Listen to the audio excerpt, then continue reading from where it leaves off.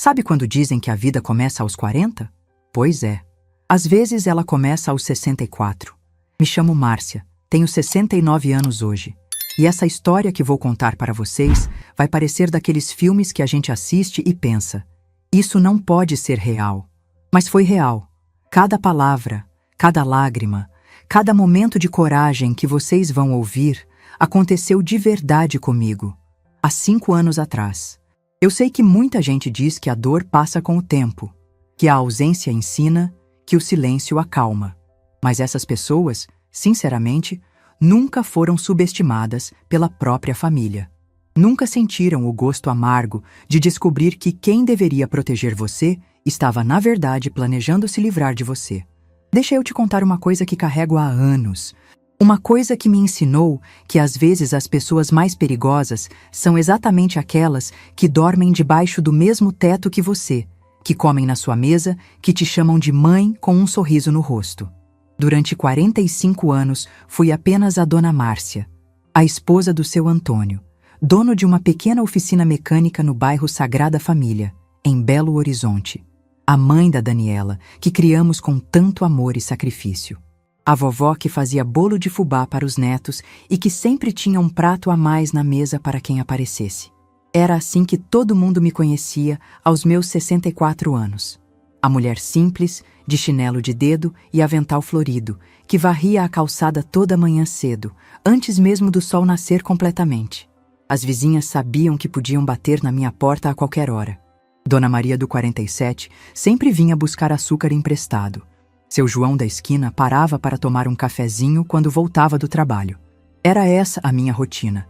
Café coado no coador de pano, aquele cafezinho forte que deixava a casa inteira cheirosa desde as 5 da manhã. Minha cozinha era o coração da casa. Mesa de fórmica azul com cadeiras que Antônio mesmo reformou. Fogão a gás que funcionava perfeitamente depois de 20 anos. Geladeira pequena, mas sempre cheia. Na parede, o calendário da farmácia e algumas fotos da família. Daniela pequena no colo do pai, nossa festa de casamento, os netos que ainda eram crianças. Lembro que adorava os fins de semana. Sábado era dia de fazer bolo de fubá. Domingo, depois da missa das 8, vinha a família para o almoço. Daniela chegava com Ricardo e as crianças. Eu preparava aquele frango assado que era sucesso garantido, farofa bem temperadinha, arroz soltinho. A mesa ficava animada, cheia de risadas e conversas. Mas tudo isso mudou quando meu Antônio partiu. Ah, meu Antônio, homem de poucas palavras, mas de gestos grandes. Levantava todo dia às 5 da manhã, tomava o café que eu deixava prontinho e ia para a oficina. Chegava em casa no final da tarde, com as mãos sujas de graxa, cheirando a óleo de motor, mas sempre com um sorriso para mim. E aí, minha velha, como foi o dia? Ele perguntava, me dando um beijinho na testa antes de ir se lavar. Antônio era daqueles homens da antiga. Cuidava das contas da casa, pagava as despesas, nunca deixava faltar nada. Eu sabia que ele guardava um dinheirinho para as emergências, mas nunca me preocupei muito com essas coisas. Confiava nele completamente. Afinal, em 45 anos de casamento, ele nunca me decepcionou. Quando ele adoeceu, uma condição delicada no coração que foi se agravando aos poucos, eu cuidei dele como uma leoa cuida dos filhotes. Noites em claro, remédios nos horários certinhos, consultas médicas que custavam uma fortuna. Vendemos algumas coisas para pagar o tratamento. Pelo menos foi o que eu pensei na época. Antônio partiu numa manhã de terça-feira. Dormiu no meu peito e simplesmente não acordou mais. O médico disse que o coração dele cansou, que foi tranquilo. Mas o meu coração ficou em pedaços. Os primeiros meses foram os mais difíceis. A casa parecia grande demais, silenciosa demais. Eu falava sozinha só para ouvir algum som. Colocava o rádio na cozinha e fingia que ainda tinha alguém para conversar. As vizinhas ajudaram muito, claro. Dona Maria trazia um pratinho de comida de vez em quando. Seu João continuava parando para tomar café, mesmo sabendo que agora era só eu. Foi nessa época que Daniela começou a aparecer mais.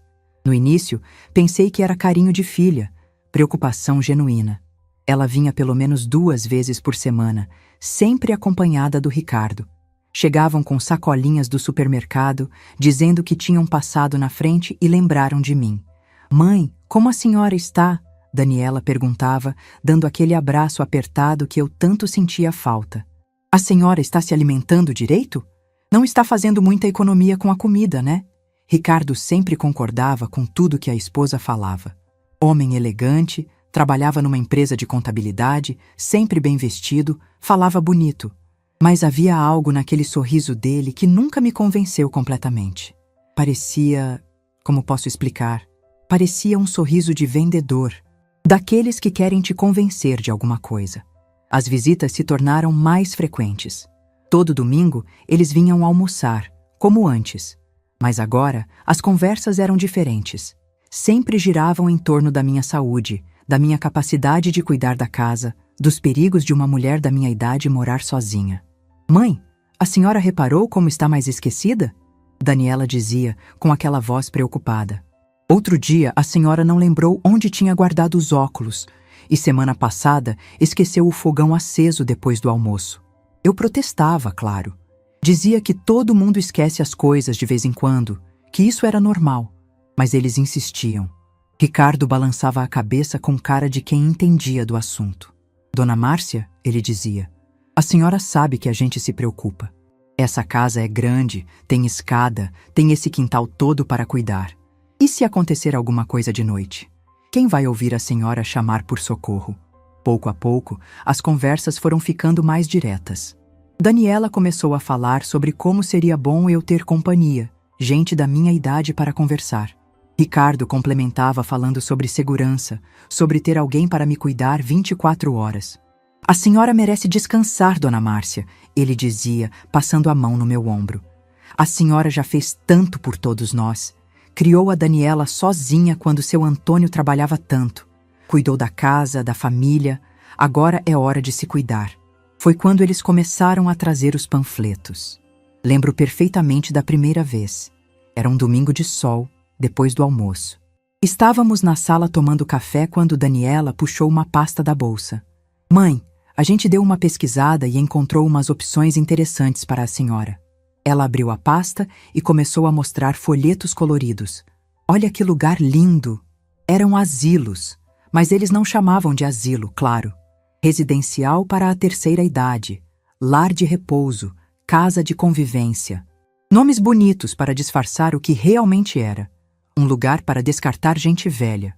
Os panfletos mostravam fotos de pessoas sorridentes jogando cartas, fazendo ginástica, comendo em refeitórios organizados. Tinha piscina, jardim, sala de TV, enfermaria. Tudo muito limpo, muito arrumado, muito artificial. Olha que maravilha, mãe! A senhora vai ter amigas, atividades, não vai mais se preocupar com nada. Daniela falava, folheando as páginas coloridas. E fica pertinho daqui, a gente pode vir te visitar sempre. Ricardo completava. É o melhor que existe em Belo Horizonte, Dona Márcia. Tem médico no local, enfermeiras especializadas, alimentação balanceada. A senhora vai viver como uma rainha. Toda vez que eles mostravam aquelas fotos, eu sentia um frio na barriga. Aquelas pessoas sorridentes pareciam atores de propaganda de margarina. E eu não queria ser atriz da minha própria vida. Mas eu estou bem aqui na minha casa, eu respondia. Tenho minhas coisas, minha rotina, minhas vizinhas. Mãe, mas e se a senhora cair? E se passar mal de madrugada? Aqui a senhora está isolada sem ninguém para ajudar. Eu tenho vocês. Claro que tem, mãe. Mas a gente trabalha, tem as responsabilidades. Não pode ficar 24 horas cuidando da senhora. As semanas foram passando e a pressão aumentando. A cada visita, um novo argumento, uma nova preocupação, uma nova razão para eu sair da minha casa. Eles falavam sobre os gastos com manutenção, sobre como era difícil cuidar de uma casa grande, sobre os perigos do bairro. Foi então que aconteceu o episódio da lâmpada. Era uma quinta-feira à tarde, a lâmpada da sala queimou e eu fui trocá-la. Coisa que fazia há décadas, sem problema nenhum. Peguei o banquinho da cozinha, subi com cuidado, desenrosquei a lâmpada velha. Mas na hora de descer, o pé do banquinho escorregou no tapete. Perdi o equilíbrio e caí. Nada grave, apenas um roxo no braço direito e um susto. Levantei sozinha, guardei o banquinho, troquei a lâmpada usando uma cadeira mais estável. Só que no dia seguinte, quando Daniela veio me visitar, Eu contei o que tinha acontecido. Achei que era uma coisa normal do dia a dia. Mas a reação dela foi como se eu tivesse sobrevivido a um acidente gravíssimo. Mãe, a senhora podia ter quebrado o pescoço. Ela começou a chorar. E se tivesse batido a cabeça? E se tivesse desmaiado? Quem ia encontrar a senhora? Filha, foi só um escorregão bobinho. Bobinho? Mãe, a senhora não está mais vendo? Isso é um sinal. Deus está mostrando que não é mais seguro a senhora morar sozinha. Ricardo chegou no meio da conversa e, quando soube do ocorrido, balançou a cabeça com cara de quem já esperava por aquilo. Eu não disse, Daniela. Falei que isso ia acontecer. Ele me olhou com aquela expressão de quem entende do assunto. Dona Márcia, a senhora teve sorte dessa vez. Mas e na próxima? Naquela noite, depois que eles foram embora, fiquei sozinha na sala, olhando para o banquinho da cozinha. Será que eles estavam certos? Será que eu realmente não tinha mais condições de cuidar de mim mesma? Comecei a reparar em coisas que antes ignorava. A escada para o segundo andar, que parecia mais íngreme. O tapete da sala, que realmente escorregava às vezes. O portão da frente, que estava ficando pesado para trancar. Durante as semanas seguintes, a pressão se intensificou. Daniela ligava todo dia para saber como eu estava, se não tinha caído, se estava me alimentando direito. Ricardo começou a aparecer sozinho às vezes, sempre com alguma desculpa. Tinha passado ali perto, queria ver se eu precisava de alguma coisa do mercado. Dona Márcia, ele dizia, sentando na poltrona do Antônio. A senhora é uma mulher inteligente. Sabe que a gente só quer o melhor para a senhora. Eu sei, Ricardo. Então a senhora entende que isso não pode continuar assim. A gente vive preocupado, sem conseguir trabalhar direito, sem conseguir dormir à noite pensando na senhora aqui sozinha. Ele falava sempre com aquele tom carinhoso, paternal. Mas havia algo por trás daquelas palavras que me incomodava. Uma urgência que não conseguia explicar. Foi numa dessas conversas que ele soltou uma frase que me chamou a atenção. A senhora já pensou no que vai acontecer com essa casa quando... Bem, quando a senhora não estiver mais aqui? Seria bom resolver essas coisas enquanto ainda tem clareza mental. Clareza mental? Por que ele estava falando isso? Eu estava perfeitamente lúcida, tomando minhas decisões, cuidando da minha vida. Mas as semanas de pressão constante começaram a fazer efeito. Comecei a me questionar. Talvez eles estivessem certos. Talvez eu fosse mesmo um fardo. Talvez fosse egoísmo meu querer ficar na minha casa, com meus objetos, minhas memórias, minha liberdade, se isso estava causando preocupação para minha família. Uma noite, olhando as fotos do Antônio espalhadas pela casa, me peguei pensando: o que você faria, meu velho? Você me mandaria embora também? Era outubro quando finalmente comecei a considerar seriamente a ideia. Daniela e Ricardo tinham trazido mais papéis, dessa vez com preços, condições de pagamento, até mesmo fotos do quarto que eu ocuparia. É só por um tempo, mãe, Daniela dizia. A senhora vai ver como vai gostar. E se não se adaptar, a gente conversa. Por um tempo? Mas quem sai de um lugar desses? Quem volta? Naquela noite de outubro, quase 6 meses depois da partida do Antônio, eu estava quase cedendo. Quase aceitando que minha vida independente havia chegado ao fim. Quase acreditando que aos 64 anos eu não tinha mais nada para viver, apenas para sobreviver sob os cuidados de estranhos. Quase. Mas às vezes, o destino tem outros planos. Às vezes, quando você está prestes a desistir de si mesmo, a vida te dá um sinal, uma descoberta, uma revelação que muda tudo. E foi exatamente isso que aconteceu comigo numa tarde de sábado, quando decidi organizar as coisas do quarto, que foi do Antônio antes da possível mudança. Uma descoberta que revelaria não apenas os segredos que meu marido guardou durante décadas, mas também as verdadeiras intenções das pessoas em quem eu mais confiava no mundo. Sabe aqueles momentos na vida que dividem tudo em antes e depois? Pois então, aquela tarde de sábado foi exatamente assim para mim. Se alguém me dissesse naquela manhã que antes do sol se pôr, eu descobriria segredos que meu marido guardou por décadas, eu teria rido. Antônio sempre foi transparente comigo. Ou pelo menos era o que eu pensava. Era final de outubro, um daqueles dias de calor que chegam antes do verão em Belo Horizonte. O sol entrava pela janela do nosso quarto, que agora era só meu, e iluminava a cômoda de madeira que Antônio havia comprado no nosso 2º ano de casamento. Uma peça simples, dessas que duravam a vida inteira, com 3 gavetas grandes e um espelho que já estava meio manchado pelo tempo. Eu havia decidido organizar as roupas dele. Não conseguia mais viver com aquelas camisas penduradas no guarda-roupa, com o cheiro dele ainda impregnado no tecido. Cheiro de sabão em pó, de água de colônia barata e daquela essência única que toda pessoa tem.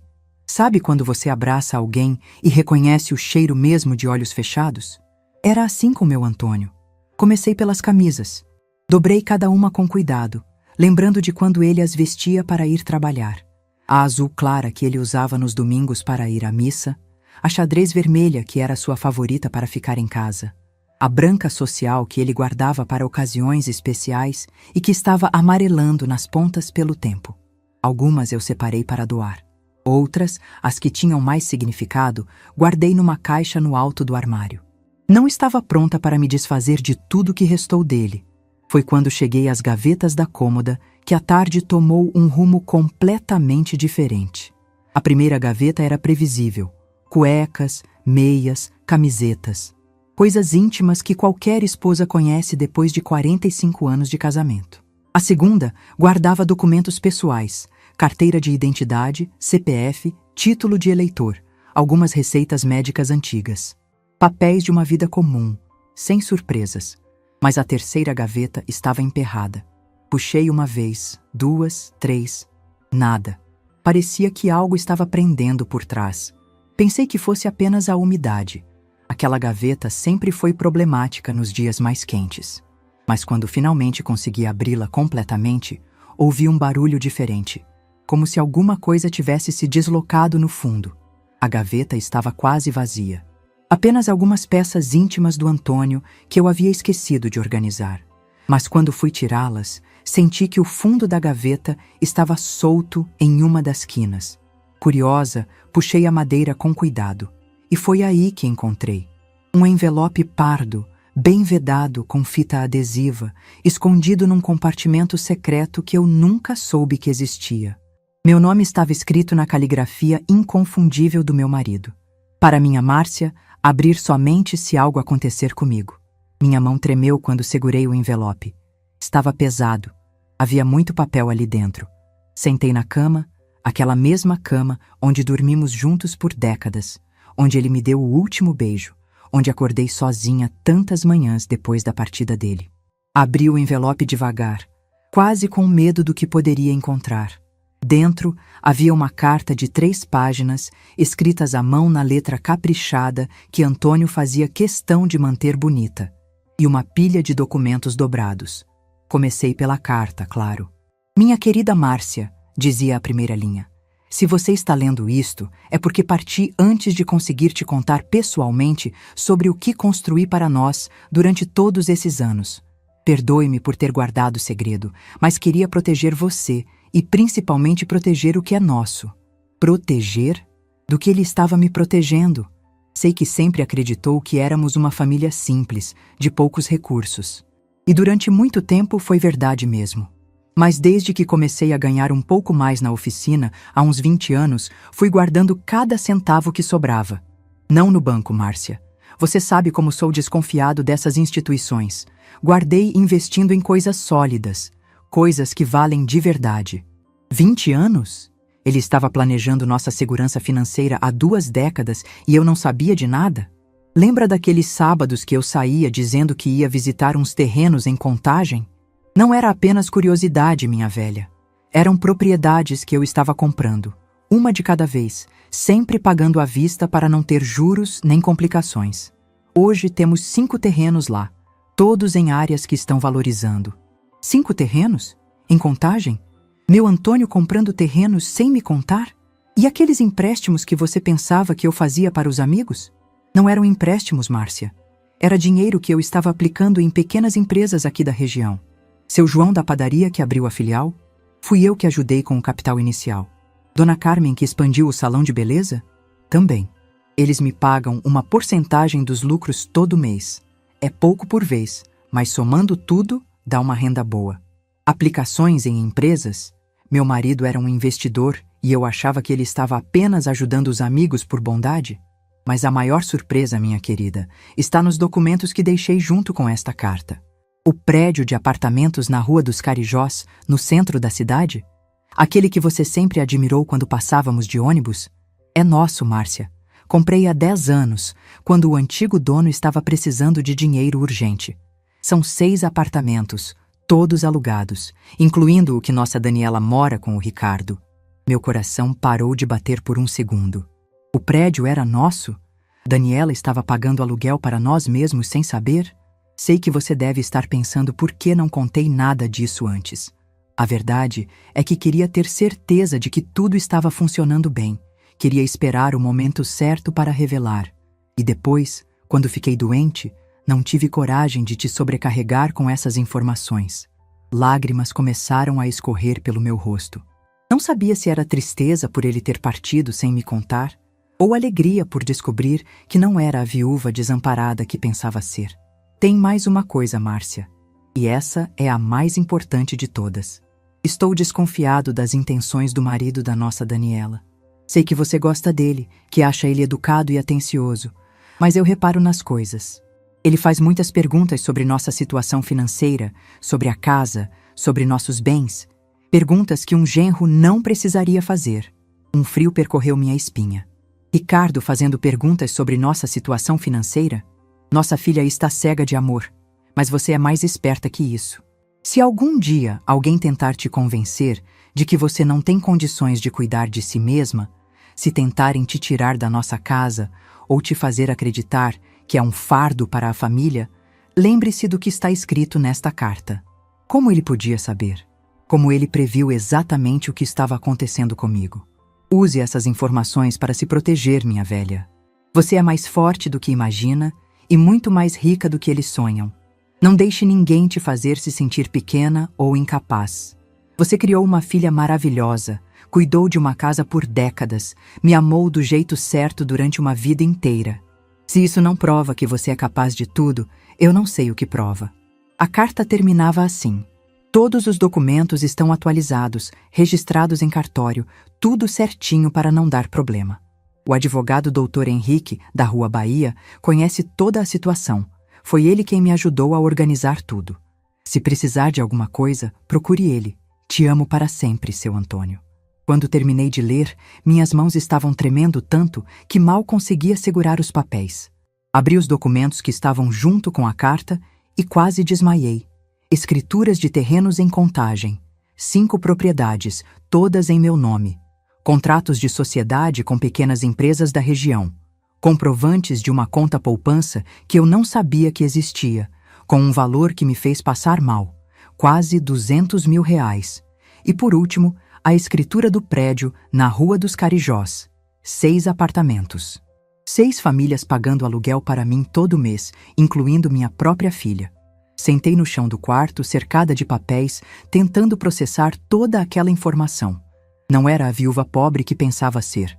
Era proprietária de imóveis, sócia de empresas, tinha dinheiro na poupança. Era, em termos práticos, uma mulher rica. Mas, mais chocante que a descoberta da riqueza, foi entender o que aquilo significava para o que estava acontecendo na minha vida. Daniela e Ricardo não estavam preocupados com meu bem-estar. Eles estavam interessados na minha herança. Queriam me internar num asilo para ficarem com a casa, que eles achavam que era a única coisa de valor que eu possuía. Não faziam ideia do patrimônio real que Antônio havia construído em silêncio. Pensei nas conversas das últimas semanas, as pressões constantes, a insistência sobre minha incapacidade, os comentários sobre o que aconteceria com a casa quando eu não estivesse mais aqui. Ricardo perguntando sobre clareza mental, Daniela falando sobre segurança. Os dois me convencendo de que eu era um fardo. Tudo fazia sentido agora. Eles queriam se livrar de mim para terem acesso livre ao que pensavam ser meu único bem, essa casa. Não sabiam que estava sentada sobre um patrimônio que eles jamais imaginaram. Naquela tarde de sábado, organizando o quarto do meu marido, não descobri apenas os segredos financeiros que ele guardou durante décadas. Descobri também a natureza verdadeira das pessoas que eu mais amava no mundo. E descobri algo sobre mim mesma, que aos 64 anos eu não estava nem perto de ser a mulher frágil e dependente que eles queriam que eu acreditasse ser. Antônio estava certo. Eu era mais forte do que imaginava. E agora, com a verdade nas mãos, estava na hora de provar isso. Guardei todos os documentos numa pasta que escondi no meu guarda-roupa, atrás das roupas de inverno. Voltei para a cozinha e fiz um café bem forte. Precisava pensar. Precisava planejar. Porque uma coisa eu sabia com certeza. Aquela descoberta havia mudado tudo. E Daniela e Ricardo ainda não faziam ideia do que estava por vir. 2 dias depois, numa segunda-feira de manhã, eles apareceram novamente. Dessa vez, com mais papéis do asilo e até mesmo uma data sugerida para minha mudança. Mas desta vez, eu estava preparada. Desta vez, eu sabia exatamente quem estava sentado na minha mesa. E o que descobri sobre mim naquela tarde mudaria não apenas o rumo da minha vida, mas também o destino de todos nós. Porque às vezes a pessoa mais perigosa numa negociação é exatamente aquela que todo mundo subestima. E às vezes, descobrir a verdade sobre quem você realmente é pode ser a arma mais poderosa que você tem. Você já teve que fingir que não sabia de algo que mudaria tudo? Já teve que sorrir para pessoas que achavam que estavam te enganando, enquanto você sabia exatamente o que elas estavam tramando? Pois foi exatamente isso que vivi durante 2 dias inteiros, depois de descobrir os segredos do Antônio. 2 dias fingindo ser a mesma Dona Márcia frágil e confusa. 2 dias preparando o que seria o confronto mais importante da minha vida. Naquela segunda-feira de manhã, quando ouvi a campainha tocar, eu já sabia quem estava do lado de fora. Daniela e Ricardo tinham ligado no domingo à noite, dizendo que passariam para conversar sobre uns assuntos importantes. Eu sabia exatamente quais assuntos eram esses. Abri a porta e lá estavam eles. Minha filha com uma pasta debaixo do braço e aquela expressão de quem estava prestes a resolver um problema complicado, e Ricardo com seu sorriso de vendedor, vestido como sempre, calça social, camisa passada, sapato brilhando. "Oi, mãe?" Daniela me deu um beijo no rosto. "Como a senhora dormiu?" "Bem, filha, vocês querem café? Acabei de coar." "Claro, Dona Márcia", Ricardo respondeu, entrando na sala como se fosse dono da casa. "A senhora sabe como eu gosto do café da senhora." Fui para a cozinha buscar as xícaras e eles se acomodaram na sala. Pude ouvir sussurros, mas não conseguia entender o que diziam. Voltei com a bandeja, café quentinho, bolo de fubá que havia feito na véspera, açucareiro e leite. A mesma cena de sempre, a mesma hospitalidade de décadas. Só que desta vez, eu sabia que estava servindo café para pessoas que queriam se livrar de mim. "Mãe", Daniela começou depois que todos se serviram. "A gente veio aqui hoje porque está na hora de tomar uma decisão." "Que decisão, filha?" Ricardo se inclinou para a frente, assumindo aquele tom paternal que eu agora entendia ser completamente calculado. "Dona Márcia, a senhora lembra da nossa conversa sobre o residencial? Pois então, a gente conversou bastante em casa, pesquisou muito e encontramos o lugar perfeito para a senhora." Daniela abriu a pasta e tirou de dentro vários papéis coloridos. Plantas de apartamentos, fotos de instalações, tabelas de preços. "Olha só, mãe, é o Residencial Boa Esperança. Fica no Burites, num lugar lindo, arborizado. A senhora vai ter um apartamento só seu, com banheiro adaptado, campainha de emergência. E o melhor de tudo", Ricardo completou, "é que eles têm uma equipe médica 24 horas. Se a senhora passar mal, ou cair, ou esquecer algum remédio, sempre vai ter alguém para ajudar." Eles falavam como vendedores apresentando o produto do século. Mostravam fotos de quartos bem decorados, de salas de convivência cheias de pessoas sorridentes, de jardins bem cuidados. "A gente já visitou o lugar, mãe. É realmente lindo. E adivinha? Tem uma vaga disponível exatamente agora."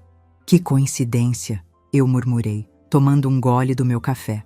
"Pois é, e o melhor, eles estão com uma promoção especial para novos moradores. Se a gente fechar hoje, a mensalidade fica mais barata nos primeiros 6 meses." Ricardo tirou uma caneta do bolso da camisa. Uma caneta cara, dourada, dessas que executivos usam para assinar contratos importantes. "A senhora só precisa assinar aqui, Dona Márcia. A gente cuida de todo o resto, transferência dos móveis que a senhora quiser levar, cancelamento das contas da casa, tudo. Cancelamento das contas? Perguntei, fingindo inocência. É, mãe. Como a senhora vai morar no residencial, não vai mais precisar da casa, né? A gente pode vender, usar o dinheiro para pagar o residencial e ainda sobra um valor legal para a senhora ter segurança financeira. Ah, então era isso. Queriam que eu assinasse minha saída da casa para eles poderem vendê-la. E quanto vocês acham que a casa vale? Perguntei. Daniela e Ricardo trocaram um olhar rápido. Aquele tipo de olhar que pessoas dão quando estão prestes a mentir sobre dinheiro. Ah, mãe, é difícil dizer. O mercado imobiliário está meio parado. Mas a gente conversou com uns corretores e eles disseram que pode valer uns 150, 200 mil no máximo. 200 mil. Eles estavam avaliando minha casa, que ficava num bairro valorizado, tinha quintal grande, era bem conservada, em 200 mil reais. Sendo que só a poupança que o Antônio deixou tinha quase esse valor. E onde vocês vão morar? Perguntei para Daniela. A gente vai ficar no apartamento mesmo, mãe. Lá na Rua dos Carijós. É pequeno, mas serve para nós dois. Lá estava. O apartamento que eles nem sabiam que era meu. Onde ela pagava aluguel para mim mesma. Bom, eu disse colocando a xícara no pires com cuidado. Deixa eu pensar um pouco. Mãe, Daniela segurou na minha mão. Não tem muito o que pensar. A senhora quase se machucou sério na semana passada. E se acontecer alguma coisa pior, a gente não vai se perdoar. É verdade, dona Márcia, Ricardo completou. A gente só quer o melhor para a senhora. E, sinceramente, essa casa está grande demais. Deve dar muito trabalho para limpar, para manter. Eu os ouvi por mais meia hora. Argumentos sobre segurança, sobre praticidade, sobre como eu seria mais feliz com companhia da minha idade. Todo aquele discurso ensaiado, todo aquele teatro montado. Até que eles fizeram a pergunta que eu estava esperando. Então, mãe, podemos agendar uma visita ao residencial para amanhã? Foi nesse momento que decidi acabar com a encenação. Não, eu disse simplesmente. Como não, mãe? Não vou visitar residencial nenhum. E não vou sair da minha casa. O clima na sala mudou instantaneamente. Daniela franziu o senho. Ricardo endireitou as costas na poltrona. Mãe, a senhora está sendo teimosa. Não, Daniela. Estou sendo lúcida. Levantei da poltrona devagar e fui até o meu quarto. Voltei com a pasta que havia preparado. Todos os documentos que o Antônio deixou, organizados em ordem cronológica. Coloquei a pasta em cima da mesa de centro, bem no meio dos panfletos coloridos do asilo. Antes de continuarmos essa conversa, acho que vocês precisam saber de algumas coisas. Abri a pasta e tirei a primeira escritura. A da casa onde estávamos sentados. Esta casa não vale 200 mil reais, Ricardo. Vale 450 mil, segundo a última avaliação que mandei fazer na semana passada. Os olhos dele se arregalaram. Mas isso não é nem o mais interessante. Tirei as escrituras dos terrenos em Contagem. Estes 5 terrenos em Contagem também são meus. Cada um valendo entre 80 e 100 mil reais hoje em dia. Daniela estava pálida. E tem mais. Mostrei os contratos de sociedade. Sou sócia de 6 empresas aqui na região. Pequenas, mas todas lucrativas. Recebo dividendos mensais que vocês nem imaginam. Ricardo tentou falar alguma coisa, mas eu não deixei. Mas a melhor parte, continuei, tirando a escritura do prédio, é esta aqui. Coloquei o documento bem na frente da Daniela. Filha, esse apartamento onde vocês moram, na Rua dos Carijós, é meu. O prédio inteiro é meu. Vocês estão pagando aluguel para mim há 4 anos e não sabiam. O silêncio que seguiu foi ensurdecedor. Daniela olhou para o documento como se estivesse vendo um fantasma. Ricardo estava branco como papel. Isso não pode ser verdade. Ele balbuciou. Ah, mas pode sim. Mostrei a última página da escritura, com minha assinatura e o reconhecimento de firma. Está tudo registrado em cartório. Tudo legal. Tudo meu. Daniela finalmente encontrou a voz. Mãe, por que a senhora nunca contou? Porque eu não sabia, filha. Descobri por acaso, há 2 dias, quando estava organizando as coisas do seu pai. Tirei a carta do Antônio e coloquei na mesa. Ele deixou isso para mim. Uma carta explicando tudo o que construiu durante décadas, em silêncio, para nos proteger. Ricardo pegou a carta e começou a ler. A cada linha, sua expressão ficava mais tensa. E sabe o que mais ele escreveu nesta carta? Olhei diretamente nos olhos dele. que desconfiava de você, Ricardo, que achava estranho um genro fazer tantas perguntas sobre nossa situação financeira. Dona Márcia, Deixa eu terminar. Minha voz estava firme, sem hesitação. Durante semanas vocês me pressionaram para sair da minha casa. Me fizeram acreditar que eu era incapaz, que era um fardo, que estava perdendo a lucidez mental. Mãe, a gente só queria... Vocês queriam se livrar de mim para ficarem com o que achavam que era minha única propriedade. Esta casa. Juntei todos os documentos e fechei a pasta. Não faziam ideia de que estão falando com uma mulher que tem patrimônio suficiente para comprar 10 asilos como aquele que vocês tanto querem me enfiar. Ricardo tentou se recompor, voltando àquele tom falsamente carinhoso. Dona Márcia, acho que houve um mal-entendido. Não houve mal-entendido nenhum, Ricardo. Olhei bem nos olhos dele. Houve manipulação. Houve interesse financeiro disfarçado de cuidado. Houve uma tentativa deliberada de me fazer acreditar que eu não tinha mais condições de viver minha própria vida. Levantei da poltrona e caminhei até a porta da sala. Ricardo, você não vai mais colocar os pés na minha casa. A partir de hoje, você está proibido de entrar aqui. Mas, Dona Márcia, não tem mais. Você saiu. E se tentar entrar à força ou me ameaçar de qualquer forma, vou chamar a polícia. Daniela se levantou, confusa, dividida entre o marido e a realidade que acabava de conhecer. Mãe, não precisa ser assim. Precisa sim, filha. Olhei para ela com tristeza. Você tem uma escolha para fazer. Ou você fica com esse marido interesseiro e perde sua mãe, ou você acorda para a vida e vê quem realmente se importa com você. Ricardo juntou os papéis do asilo, visivelmente nervoso. Daniela, vamos embora. Sua mãe não está bem. Estou perfeitamente bem, Ricardo. Melhor do que estive nos últimos meses. Abri a porta da sala. E agora você sai da minha casa e não volta mais. Ele hesitou por um momento, como se fosse dizer alguma coisa, mas deve ter percebido pelo meu olhar que não havia mais espaço para negociação. Daniela, vamos. Minha filha me olhou com lágrimas nos olhos. Mãe, filha, a porta da minha casa sempre esteve aberta para você. Sempre estará. Mas para ele, nunca mais. Eles saíram em silêncio. Ricardo bufando de raiva contida, Daniela chorando baixinho. Quando a porta se fechou, sentei na poltrona e respirei fundo. Minha mão não estava tremendo. Meu coração estava acelerado, mas de alívio, não de medo. Pela primeira vez em meses, me senti verdadeiramente livre. Mas eu sabia que aquilo não havia terminado. Conhecia Ricardo o suficiente para saber que ele não desistiria fácil. E, infelizmente, estava certa. 3 semanas depois, recebi uma intimação judicial. Ricardo havia entrado com um processo alegando que eu estava com demência senil e que precisava de curatela. Segundo ele, eu estava sendo manipulada por terceiros e não tinha mais capacidade de tomar decisões sobre minha própria vida. A audiência estava marcada para uma quinta-feira de dezembro, no Fórum do Centro de Belo Horizonte. Naquela manhã, vestindo meu melhor vestido preto e o colar de pérolas que Antônio me deu no nosso 25º aniversário, caminhei pelas ruas do centro da cidade em direção ao fórum. Estava nervosa, mas determinada. O que Ricardo não sabia, o que nenhum deles sabia, era que entre os documentos do Antônio havia uma informação que mudaria tudo. Uma informação que estava prestes a transformar aquele tribunal no palco da maior surpresa da minha vida. E quando eu pronunciasse 3 simples palavras diante daquele juiz, todo mundo descobriria de uma vez por todas quem era, de verdade, a Dona Márcia. Existem momentos na vida que a gente se lembra para sempre.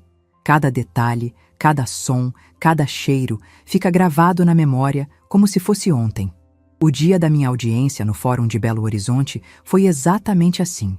Era uma quinta-feira de dezembro, um daqueles dias quentes que antecedem o Natal. O sol estava forte, mas eu sentia um frio na barriga que não tinha nada a ver com o tempo. Estava nervosa, não vou mentir, mas também estava determinada. Depois de semanas me preparando para aquele momento, eu sabia exatamente o que tinha que fazer. Levantei cedo, como sempre fazia. Tomei meu café coado no coador de pano, comi uma fatia de bolo de fubá que havia feito na véspera. Tentei manter minha rotina normal para não deixar o nervosismo tomar conta. Mas quando fui escolher a roupa, demorei mais tempo do que o usual. Queria estar apresentável, respeitável. Queria que quando as pessoas me olhassem, vissem uma mulher séria, capaz, em pleno controle da própria vida. Escolhi meu vestido preto social, aquele que usava apenas em ocasiões especiais. O tecido ainda estava conservado, sem manchas, sem sinais de velhice. Calcei meus sapatos pretos de salto baixo, confortáveis, mas elegantes. E por último, coloquei o colar de pérolas que Antônio me deu no nosso 25º aniversário de casamento. Não era caro, nem eram pérolas verdadeiras, mas tinha um valor sentimental imenso. Sempre que usava aquele colar, sentia que meu marido estava comigo. Peguei a bolsa de couro marrom que ganhei da Daniela no Dia das Mães alguns anos atrás, quando ela ainda me via como mãe, não como obstáculo. Dentro da bolsa, todos os documentos organizados numa pasta. Não ia deixar nada ao acaso. Saí de casa às 8 da manhã. A audiência estava marcada para as 10, mas eu queria chegar cedo, conhecer o ambiente, me acalmar. O fórum ficava no centro da cidade, um prédio imponente de pedra clara, com colunas na entrada e uma escadaria que intimidava qualquer pessoa comum como eu. No caminho de ônibus, fiquei observando a cidade pela janela. Belo Horizonte acordando, pessoas indo trabalhar, vida normal seguindo seu curso. E eu ali, uma senhora de 64 anos, a caminho do que seria provavelmente o confronto mais importante da minha vida. Quando cheguei ao fórum, já havia movimento. Advogados de terno subindo e descendo as escadas, pessoas esperando nas filas, um barulho constante de papéis, conversas, salto alto no mármore. Me senti pequena naquele ambiente formal, mas respirei fundo e lembrei das palavras do Antônio na carta. Você é mais forte do que imagina. Procurei a sala da audiência. Corredor 3B, vara de família. Quando encontrei, sentei num dos bancos do lado de fora para esperar. Eram 8h40 da manhã. Ainda tinha tempo. Às 9h15, Daniela chegou. Estava grávida de 5 meses, a barriga já bem visível por baixo do vestido azul marinho.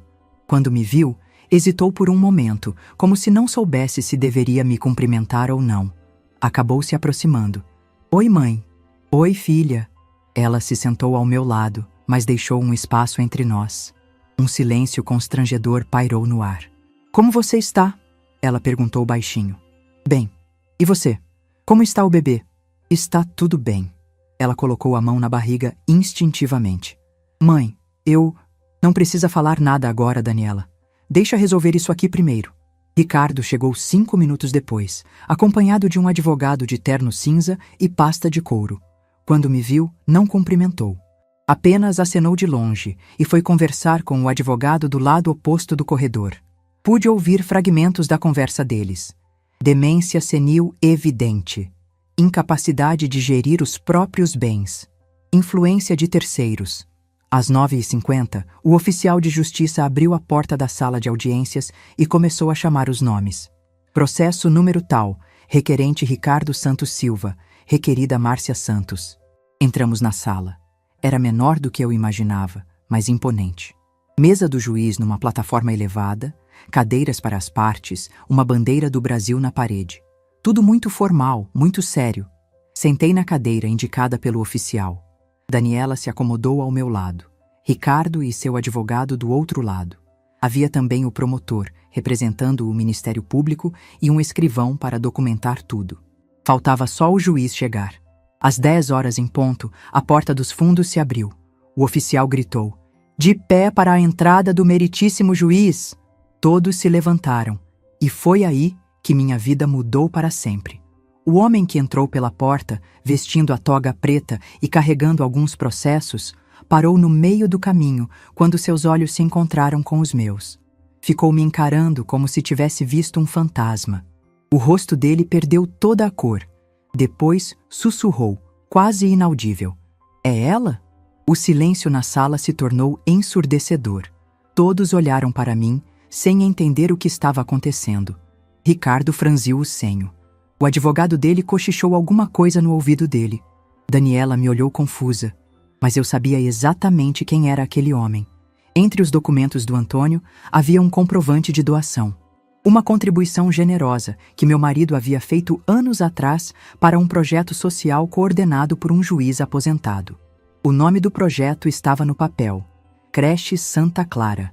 Atendimento gratuito a crianças carentes do bairro Nacional. E o nome do juiz coordenador era Henrique Moreira. O mesmo homem que agora estava na minha frente, visivelmente abalado. Foi quando eu me levantei devagar, olhei diretamente nos olhos dele e disse apenas 3 palavras que fizeram o tribunal inteiro gelar: Creche Santa Clara. O impacto foi imediato. O juiz Henrique Moreira se apoiou na mesa, as pernas tremendo ligeiramente. Todos na sala me olharam como se eu tivesse dito alguma palavra mágica que só ele entendia. Meu Deus, ele sussurrou.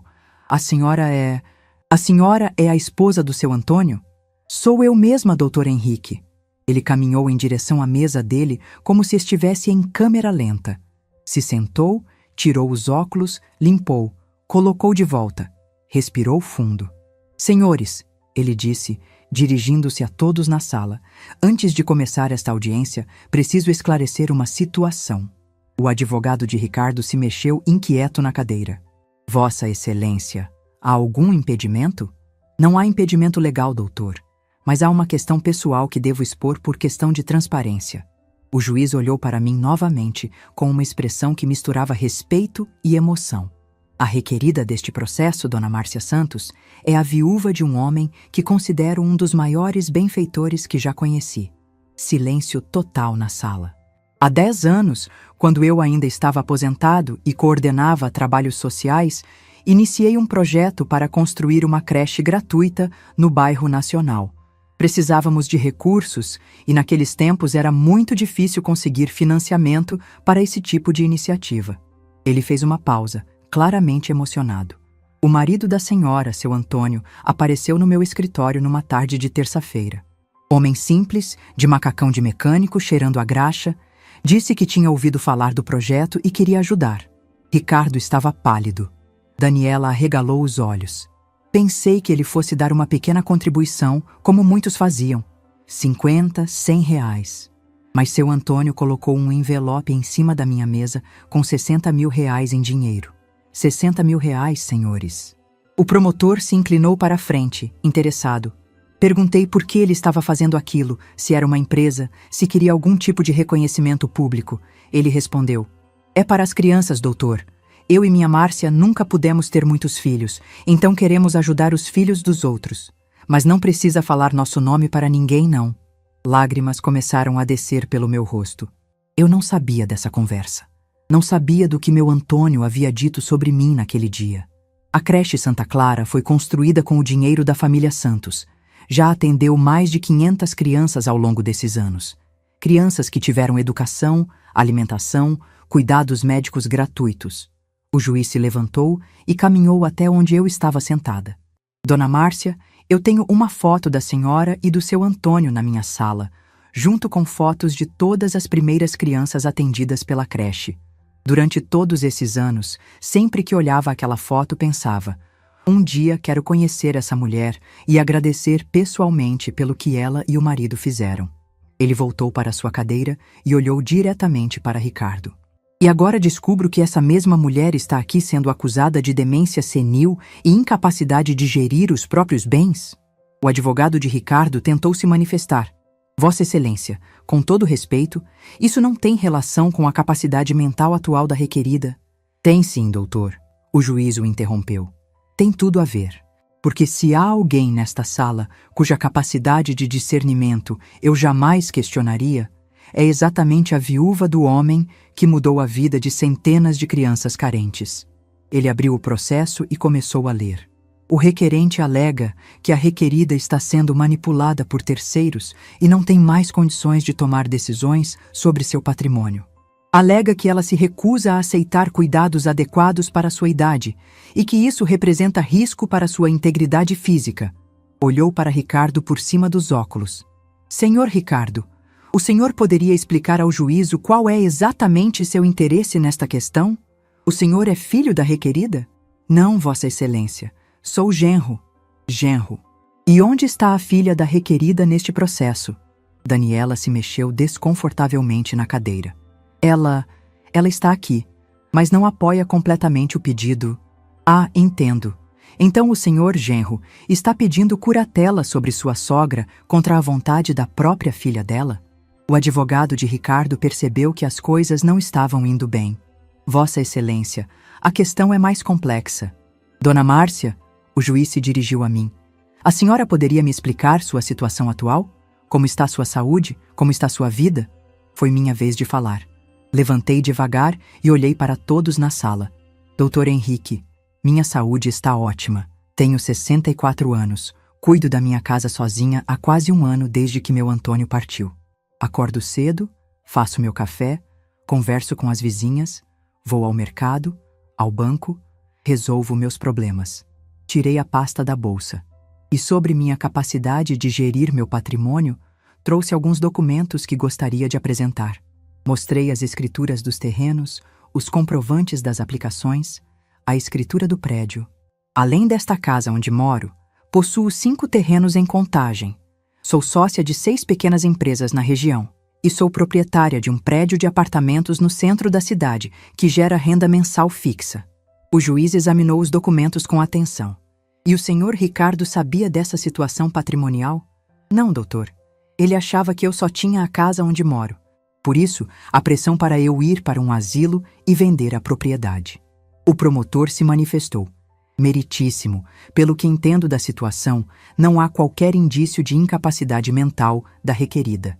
Pelo contrário, ela demonstra plena consciência de sua situação patrimonial e pessoal.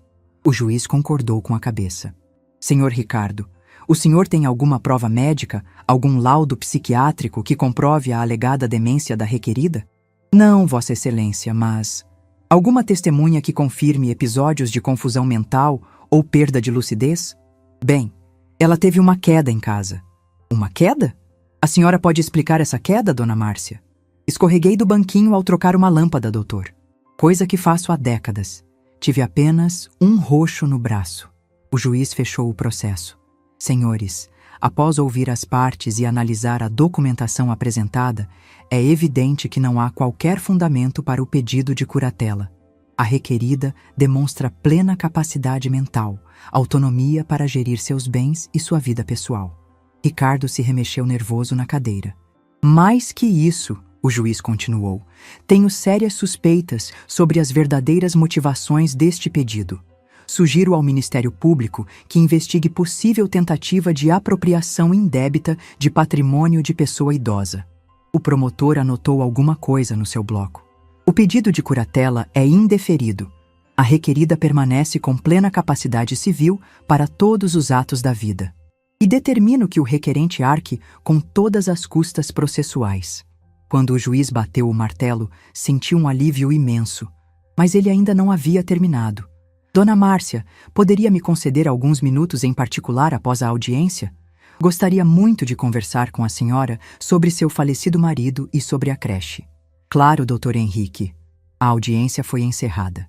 Ricardo saiu visivelmente irritado, seguido do advogado. Daniela veio até mim com os olhos cheios de lágrimas. Mãe, me perdoa. Eu fui uma idiota. Deixei aquele homem me cegar para quem a senhora realmente é. Abracei minha filha ali mesmo, no meio da sala de audiências. Está perdoado, filha. Mas agora você precisa fazer escolhas, precisa decidir o que é mais importante para você. Saí do fórum vitoriosa, mas não vingativa. A verdadeira vitória não estava em ter ganhado o processo. Estava em ter recuperado minha dignidade, minha autoridade sobre a própria vida. Estava em descobrir que nunca fui a mulher frágil e dependente que queriam que eu acreditasse ser. E, principalmente, estava em descobrir que o reconhecimento, o respeito e a admiração podem vir dos lugares mais inesperados, quando menos esperamos. Naquele dia, no tribunal de Belo Horizonte, 3 simples palavras mudaram tudo. Não apenas o resultado do processo, mas a forma como eu via a mim mesma. Aos 64 anos, descobri que minha vida estava apenas começando. E que, às vezes, a pessoa mais poderosa numa sala é exatamente aquela que todo mundo subestima. Existe uma sensação única quando você sai vitoriosa de uma batalha que não escolheu lutar, mas que precisou enfrentar para defender sua própria dignidade. É como se um peso que você nem sabia que estava carregando de repente sumisse dos seus ombros e você conseguisse respirar fundo pela primeira vez em meses. Foi exatamente isso que senti ao sair do fórum naquela quinta-feira de dezembro. O sol estava no meio do céu, forte e quente, mas desta vez eu não sentia nenhum frio na barriga. Caminhei pelas ruas do centro de Belo Horizonte com a cabeça erguida, os ombros retos, segurando minha bolsa de couro marrom como se ela contivesse os tesouros mais preciosos do mundo. E, de certa forma, continha mesmo.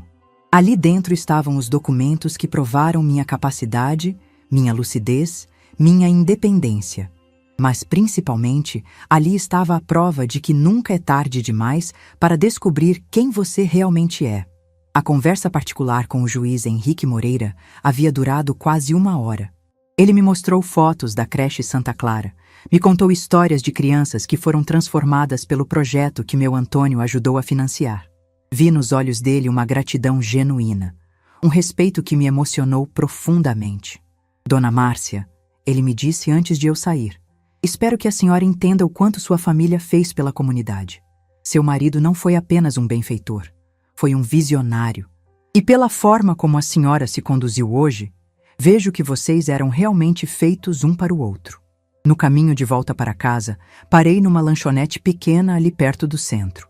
Pedi um café com leite e um pão de queijo. Coisas simples, mas que naquele momento tinham gosto de liberdade. Sentada naquela mesa de fórmica, observando o movimento da rua, tive tempo para processar tudo o que havia acontecido. Ricardo havia saído do tribunal derrotado e humilhado. Seu plano de me internar para ficar com minha casa havia fracassado completamente. Mais que isso, ele agora estava sendo investigado pelo Ministério Público por tentativa de apropriação indébita. As consequências legais para ele poderiam ser sérias, mas a parte que mais me preocupava era Daniela. Minha filha havia saído do tribunal chorando, claramente dividida entre o marido que escolheu e a mãe que havia redescoberto.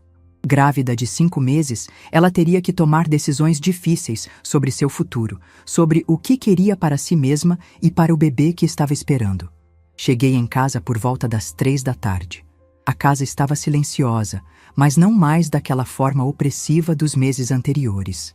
Era um silêncio pacífico, de quem finalmente encontrou seu lugar no mundo. Fiz meu café da tarde, cortei uma fatia do bolo de fubá que havia sobrado e sentei na varanda dos fundos. O quintal estava precisando de cuidados. A grama estava alta, algumas plantas ressecadas pelo calor de dezembro, mas eu via potencial ali. Via um jardim que poderia ser revitalizado, plantas que podiam voltar a florescer, um espaço que poderia ser aproveitado de formas que nunca havia imaginado antes. Por 2 dias, vivi numa tranquilidade que não sentia há muito tempo. Voltei à minha rotina normal, mas agora com uma perspectiva completamente diferente. Acordava cedo não por obrigação, mas por prazer. Fazia meu café coado não por hábito, mas porque gostava do ritual. Conversava com as vizinhas não para passar o tempo, mas porque valorizava essas conexões humanas simples e genuínas. Dona Maria do 47 notou a diferença imediatamente. Dona Márcia, a senhora está com cara de quem ganhou na loteria, ela comentou quando nos encontramos na calçada na manhã de sábado. De certa forma ganhei mesmo, Dona Maria. Redescobri algumas coisas sobre mim que havia esquecido. E como está a Daniela?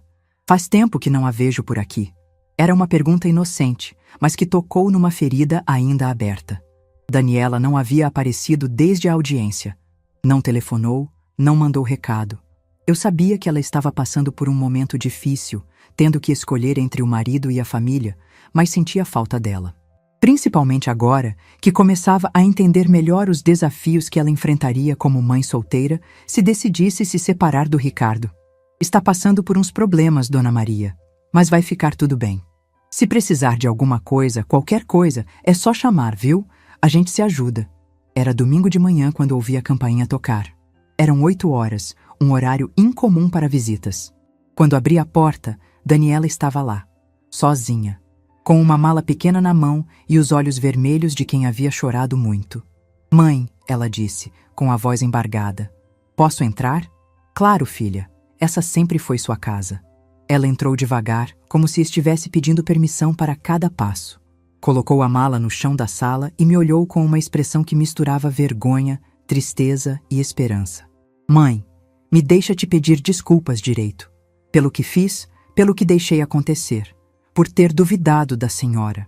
Eu a abracei antes que ela conseguisse terminar de falar. Senti o corpo dela tremendo. Senti o peso da barriga de grávida entre nós.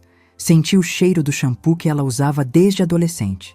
Já está perdoado, Daniela. Não precisa se torturar por isso. Preciso sim, mãe. Porque eu sei que a senhora me criou para ser melhor que isso. Para não me deixar manipular, para pensar com a própria cabeça. Fomos para a cozinha. Coloquei água para ferver e preparei o café. Daniela se sentou na cadeira onde costumava se sentar quando era criança, antes de ir para a escola. Por um momento, foi como se os anos tivessem voltado atrás e ela fosse novamente minha menina, precisando de conforto e orientação. Me conta o que aconteceu, eu disse, colocando a xícara de café com leite na frente dela. Saí de casa na quinta-feira mesmo, depois da audiência. Não consegui mais olhar para o Ricardo sabendo de tudo que ele fez, de como ele me usou para tentar prejudicar a senhora. Ela tomou um gole do café e suspirou. Estou morando com a Fernanda, minha amiga da faculdade. Ela me cedeu o quarto de hóspedes até eu me organizar. Mas mãe, estou com medo. Estou grávida de 5 meses, não tenho emprego fixo há 2 anos, não tenho dinheiro guardado. E o Ricardo, ele não tentou te impedir? Tentou. Disse que eu estava sendo emocional, que ia me arrepender, que não tinha condições de criar um filho sozinha. Ela fez uma pausa. Mas aí lembrei da senhora. Lembrei que a senhora criou a mim praticamente sozinha também, porque papai vivia trabalhando. E olha como eu cresci. Você cresceu forte e inteligente. Só perdeu o rumo por um tempo, mas isso pode acontecer com qualquer um.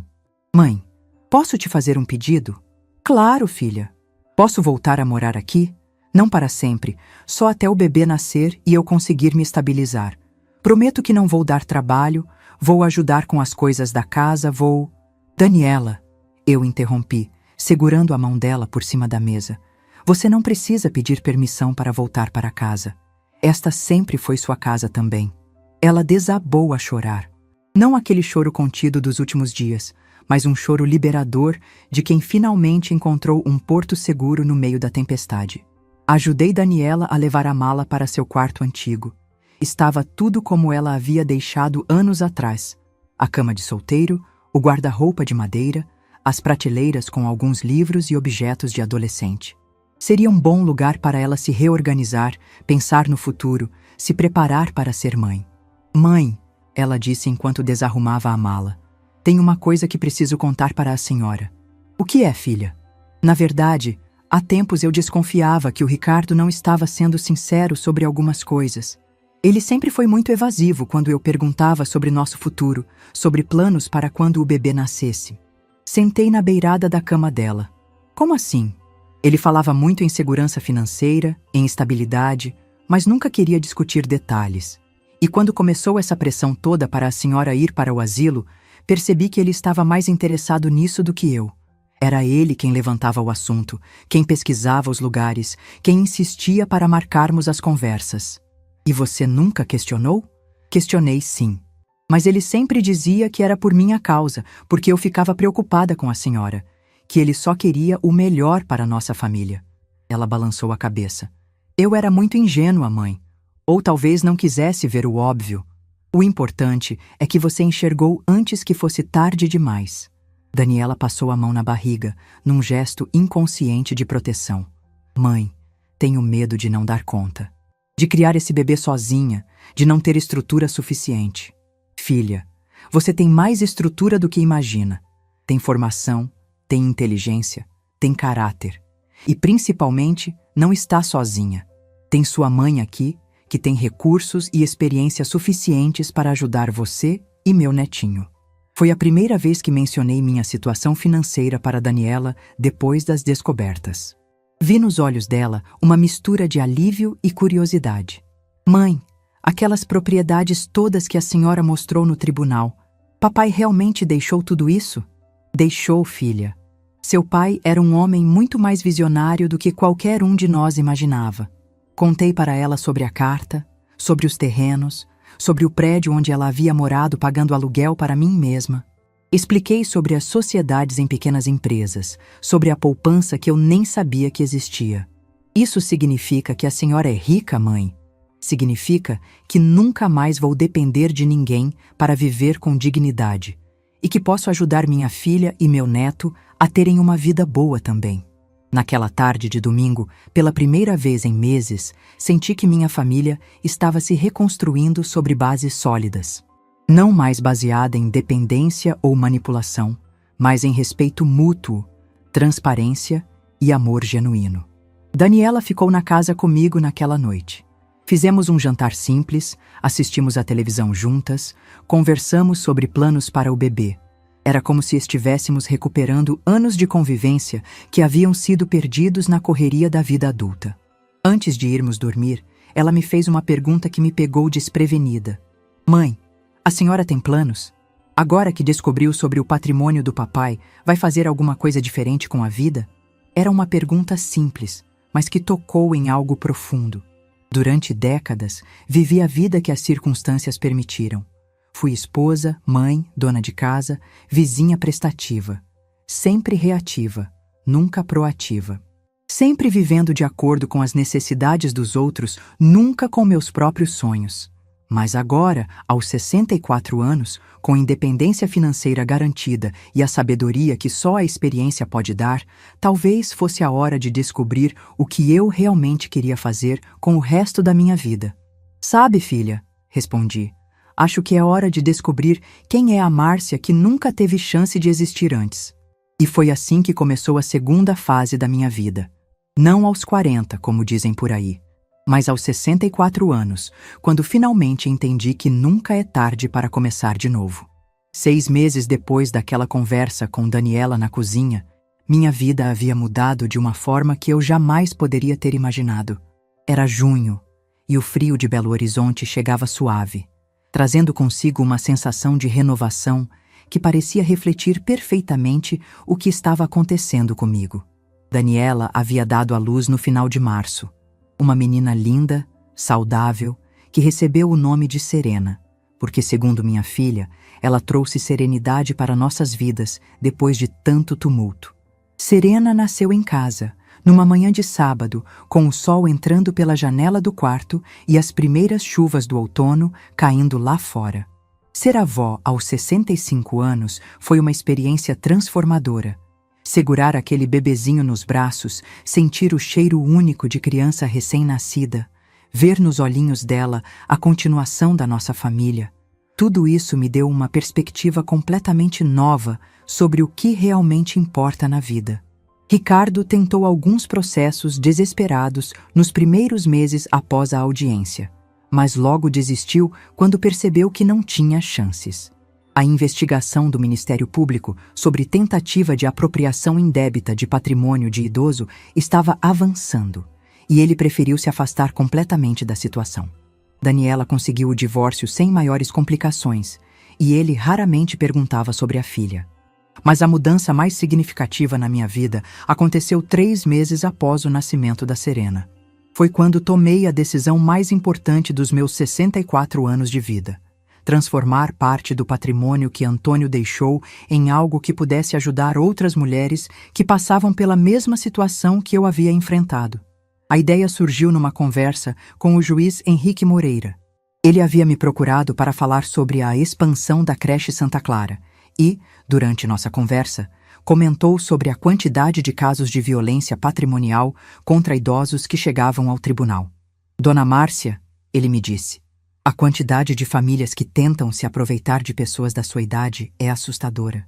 E na maioria dos casos, as vítimas não têm os recursos nem o conhecimento para se defender como a senhora teve.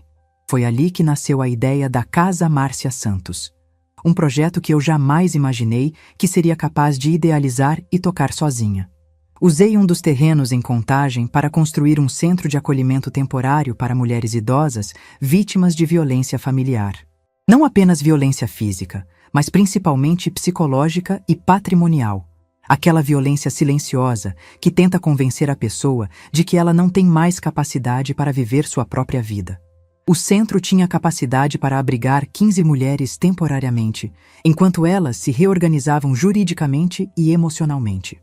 Tinha quartos individuais, sala de convivência, biblioteca pequena, jardim para atividades terapêuticas, mas, principalmente, tinha uma equipe multidisciplinar, psicólogos, assistentes sociais, advogados, que trabalhavam para devolver a essas mulheres algo que muitas haviam perdido: a confiança em si mesmas.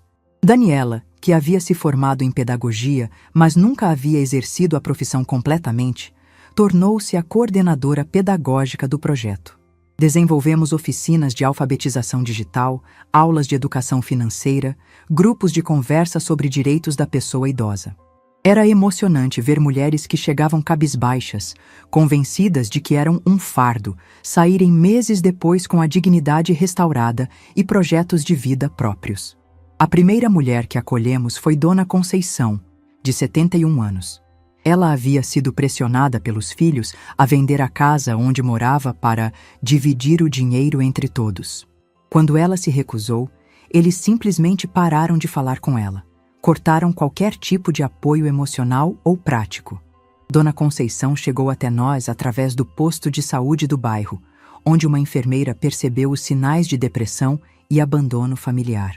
Dona Márcia, ela me disse no primeiro dia: "Eu não entendo por que meus filhos fazem isso comigo. Criei todos eles com tanto amor." "Dona Conceição", eu respondi, "o problema não está na senhora. O problema está numa sociedade que ensina as pessoas a verem idosos como descartáveis, como obstáculos para se chegar ao patrimônio." Trabalhamos com Dona Conceição por 4 meses. Ela recuperou a autoestima, aprendeu a usar o computador para se comunicar com amigos distantes, descobriu que tinha direito a benefícios que nem sabia que existiam. Quando saiu da Casa Márcia Santos, estava planejando viajar para conhecer uma prima que morava em Goiás e com quem havia perdido contato há décadas. Em 2 anos de funcionamento, já havíamos atendido 127 mulheres. Cada história era única, mas todas tinham algo em comum: mulheres que haviam sido feitas para acreditar que sua utilidade social havia terminado, que não tinham mais nada para contribuir com o mundo. O projeto ganhou reconhecimento público. Recebemos visitas de assistentes sociais de outras cidades interessadas em replicar a iniciativa. A imprensa local fez algumas matérias sobre o trabalho que desenvolvíamos. Até mesmo universidades começaram a procurar a Casa Márcia Santos para desenvolver pesquisas sobre envelhecimento ativo e direitos da pessoa idosa. Mas para mim, o reconhecimento mais importante veio de uma fonte inesperada. Numa manhã de setembro, quase 1 ano após a inauguração do centro, recebi uma ligação que me emocionou profundamente. Era uma das primeiras crianças atendidas pela creche Santa Clara, que agora era uma jovem de 23 anos, formada em enfermagem. "Dona Márcia", ela disse, "meu nome é Carla. A senhora não me conhece, mas eu queria agradecer. Soube que a senhora e seu marido ajudaram a construir a creche onde estudei quando era pequena. Agora sou enfermeira, tenho um emprego bom, uma vida digna, e quero ajudar no projeto da senhora." Carla se tornou nossa enfermeira voluntária, oferecendo atendimento básico de saúde para as mulheres acolhidas. E ela trouxe consigo outros jovens que haviam sido beneficiados pela creche Santa Clara ao longo dos anos. Um círculo virtuoso que o Antônio jamais poderia ter imaginado quando fez aquela doação silenciosa. Hoje, aos 69 anos, acordo todas as manhãs com propósito. Não apenas para cuidar da minha casa, da minha neta Serena, da minha filha Daniela. Acordo sabendo que tenho um trabalho importante para fazer. Mulheres que dependem do projeto que criamos. Histórias de vida que podem ser transformadas. Serena, que agora tem 4 anos, passa parte do tempo na Casa Márcia Santos. Ela brinca no jardim, conversa com as vovós, que estão temporariamente lá, desenha cartinhas para elas. Está crescendo num ambiente onde diversidade etária é vista como riqueza, onde cuidar uns dos outros é valor fundamental. Daniela se casou novamente no ano passado, desta vez com um homem que a valoriza e que adora a Serena como se fosse filha biológica dele. Eles moram numa casa própria que compramos a 2 quadras da minha, perto o suficiente para mantermos proximidade, longe o suficiente para cada um ter sua independência. Quanto a mim, nunca mais considerei me casar novamente. Não por mágoa ou medo, mas porque descobri uma completude em mim mesma que não sabia que existia.